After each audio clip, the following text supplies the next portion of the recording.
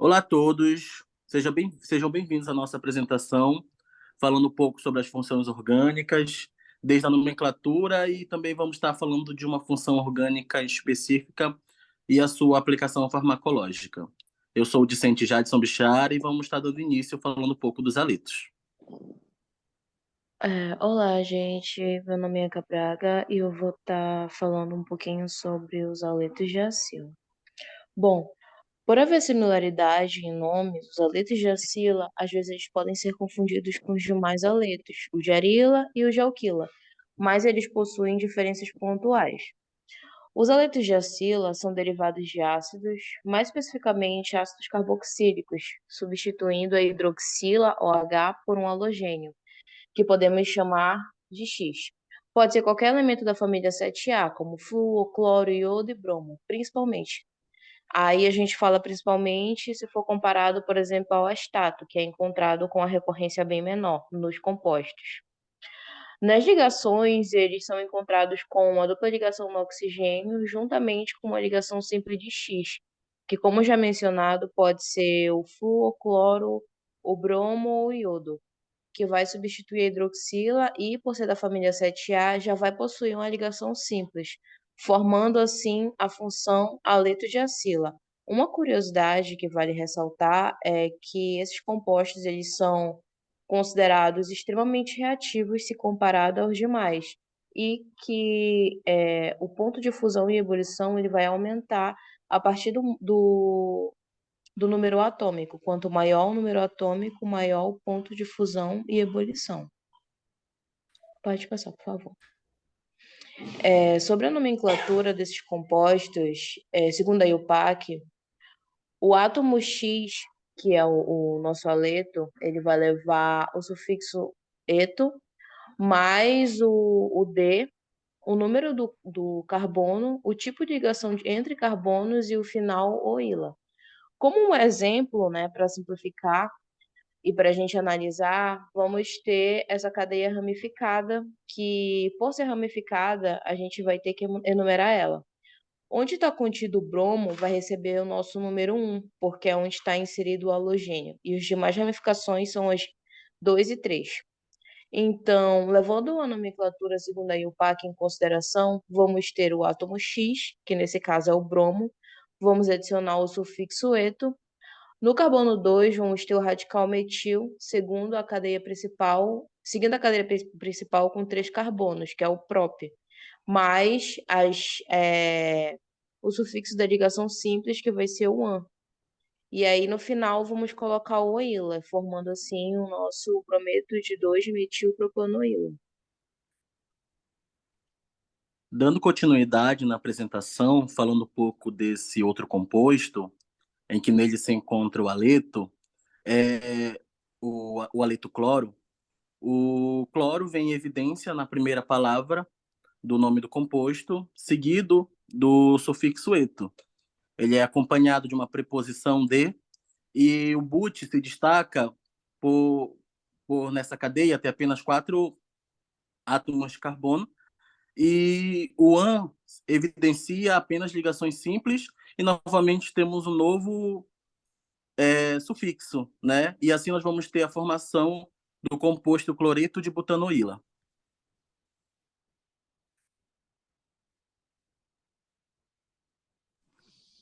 Eu me chamo Bruno e eu vou falar sobre as aminas.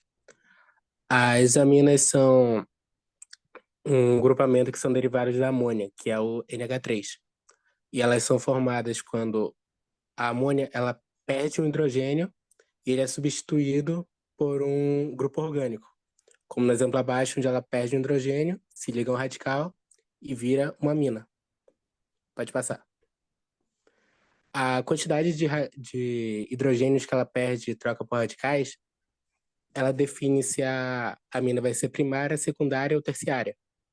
Por exemplo, tem no exemplo abaixo, onde ela perde os 3 hidrogênios, então ela se torna uma amina terciária. No segundo exemplo, onde ela perde apenas um hidrogênio e ela se torna uma amina primária. A regra de nomenclatura, ela é o nome do radical mais a amina no final. como no primeiro exemplo, onde são 3 radicais metis, então trimetil, mais amina no final. E no segundo exemplo, onde é um radical metil mais amina no final. Pode passar. No primeiro exemplo, são 5 carbonos na cadeia principal. Começa a ser contado da esquerda para a direita, por estar mais perto do grupo amina. E tem uma ramificação metil no carbono 3. Então fica 3-metil, penta, porque são 5 carbonos, só ligações simples, e 2-amina, porque tem um grupo amina ligado no carbono 2. Olá, eu sou a discente Karen Letícia, vou dar continuidade. Observando aqui esse segundo exemplo, podemos observar que em vermelho está a cadeia principal. Nela, no carbono 2, está contido o grupo amino, assim como no carbono 3 está a ramificação. Analisando essa ramificação, podemos tirar como uma cadeia principal os números que estão em azul, da ramificação. Assim, são 4 carbonos. E no carbono 1 está uma outra ramificação, que são de 2 carbonos. Assim, nós podemos identificar como 1 etil, 4 butil. No carbono 3 da cadeia principal. No carbono 4 está a dupla ligação, que tem o sufixo "en". Assim, mais no carbono 2, o grupo amina. Assim, podemos classificar esse exemplo como 3, 1-etilbutil, X4 em 2-amina. Mas podemos observar que tem o E, logo no início da nomenclatura, que indica que é uma configuração E, pois os grupos de maior peso molecular estão em lados opostos. Assim, podemos classificar como E3, 1-etilbutil, X, 4 em 2-amina. Olá, eu me chamo Juliana Oliveira e eu vou dar continuidade falando um pouco sobre as amidas. Bem, as amidas são compostos orgânicos caracterizados pela presença do nitrogênio ligado diretamente a uma carbonila. Elas podem ser, elas estão disponíveis de forma natural, uma delas é na excreta de mamíferos, a ureia, mas também podemos obter ela por uma síntese artificial, como, por exemplo, através da desidratação do sal de amônio. Elas são muito utilizadas como fertilizantes também, devido à sua disponibilidade de nitrogênio. E como medicamento, elas acabam tendo a ação antimicrobiana. Existem 2 formas de identificar esse tipo de estrutura: pela fórmula estrutural ou pela nomenclatura. Quando pela nomenclatura, a gente vai ter o prefixo indicando a quantidade de carbonos, o infixo indicando o tipo de ligação entre esses carbonos e o sufixo amida.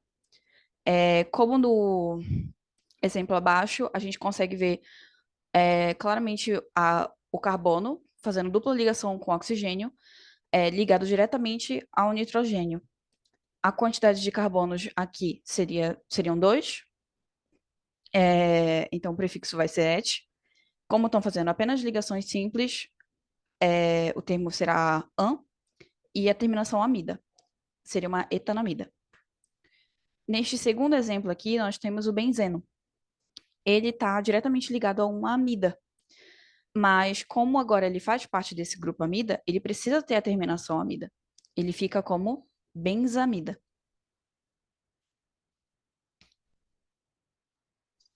Me chamo Márcia Mendes e para o nosso outro exemplo das amidas, vamos olhar para essa estrutura à direita. Perceba que a presença do CH3 junto do NH, se essa estrutura não estivesse presente, essa estrutura seria uma butanamida. Mas como não é o caso, quando aparece uma ramificação extra lá no nitrogênio, deve-se colocar um N antes de dizer o nome da ramificação. Nesse caso, como é um CH3, seria N-metil.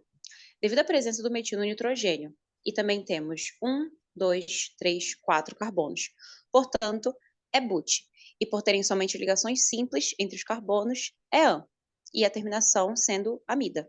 Então, se trata de uma N-metilbutanamida. Dando continuidade ao grupamento das nitrilas, eu sou a discente Maria Fernanda e vou falar um pouquinho da regra de nomenclatura. As nitrilas, elas também são denominadas como cianetos, que é uma denominação mais usual. São uma classe de compostos orgânicos que tem o grupo funcional C, que faz uma tripla ligação com o nitrogênio e ligado a uma cadeia carbônica. Ele é obtido substituindo-se o hidrogênio do gás cianídrico, HCN, daí o nome cianeto, por algum radical orgânico. Pode passar. A nomenclatura das nitrilas, ou cianetos, ela é realizada da seguinte forma.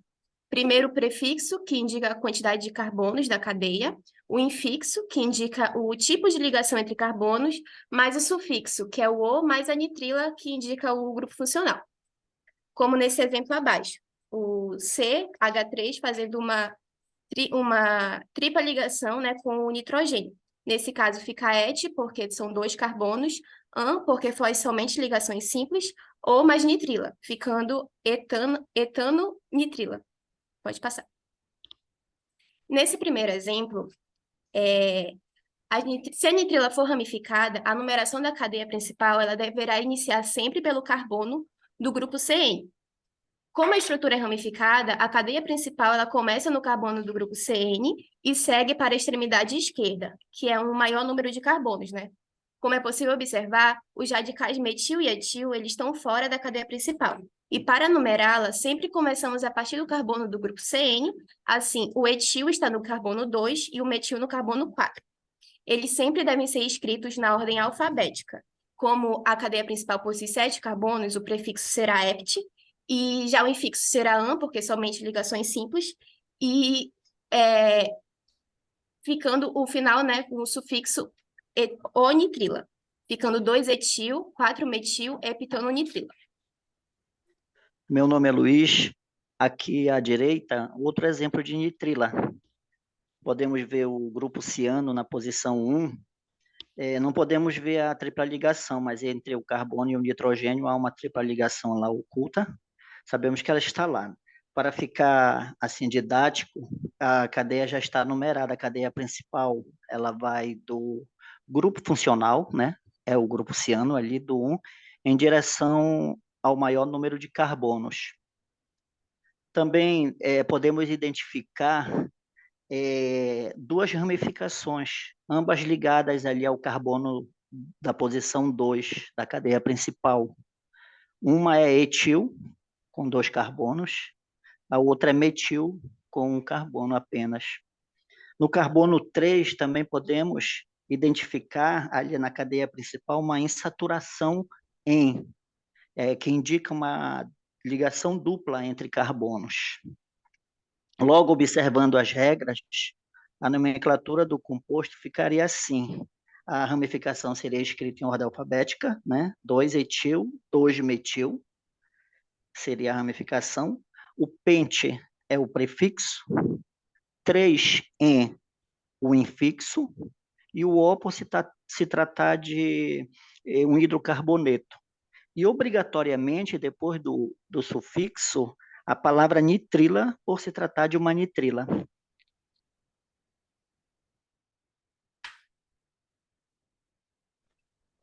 Dando continuidade à apresentação, sou discente Larissa e vou falar um pouco sobre as isonitrilas, também chamadas de isocianetas. Elas são uma função orgânica nitrogenada que apresenta o grupo funcional isocianeto, NC, ligado a um radical orgânico qualquer. Elas são geralmente utilizadas na síntese orgânica e na fabricação de pesticidas e agrotóxicos.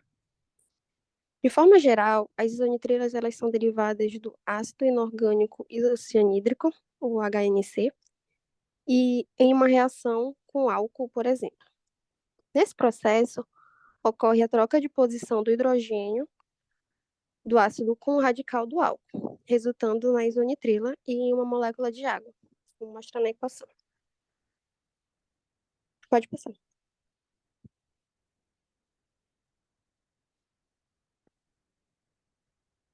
Pode passar o slide. A nomenclatura oficial, segundo a IUPAC, da isonitrila, é feita por meio da seguinte regra: o nome do radical e carbilamina. Para utilizar essa regra de nomenclatura, é bem simples. Devemos, inicialmente, delimitar o radical que está ligado ao grupo isocianeto.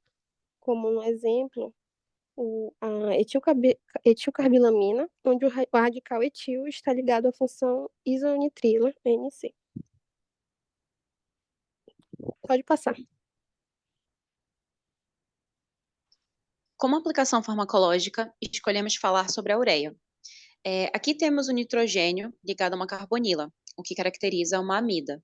Ela é uma molécula básica com caráter básico, muito maior que as outras amidas por ser uma diamida.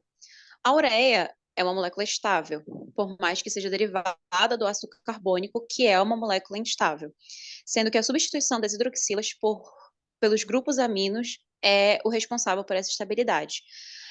Ela é aplicada na formulação de medicamentos como a sulfanilamida, penicilina e outros ativos bactericidas. Essa foi a nossa apresentação e muito obrigada.